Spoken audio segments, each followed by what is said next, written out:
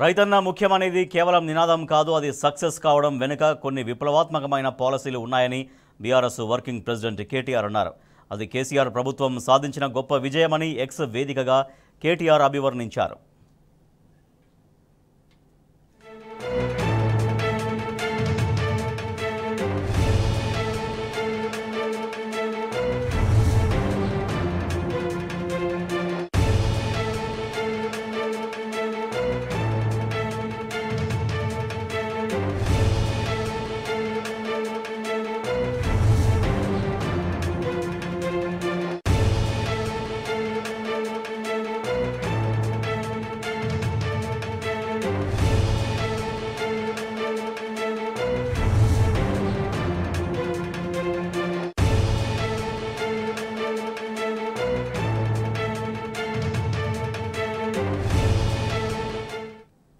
కేసీఆర్ ప్రభుత్వంలో రైతు మరణాలు ఏ విధంగా తగ్గుముఖం పట్టాయో పేర్కొంటూ ఓ నెటిజన్ ట్వీట్ చేశాడు. దాన్ని కేటీఆర్ రీట్వీట్ చేస్తూ రైతుల కోసం తాము తీసుకొచ్చిన పథకాల గురించి తెలిపారు. రైతు బంధు పథకం ద్వారా 70 లక్షల మంది రైతులకు 73,000 కోట్ల నిధులు పెట్టుబడి సాయంగా పంపిణీ చేశామన్నారు.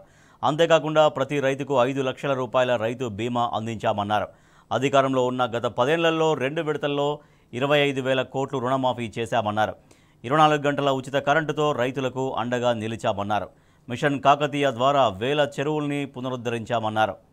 అదేవిధంగా కాళేశ్వరం, పాలమూరు రంగారెడ్డి లిఫ్ట్, సీతారామ ప్రాజెక్టులను నిర్మించామని కేటీఆర్ గుర్తు చేశారు.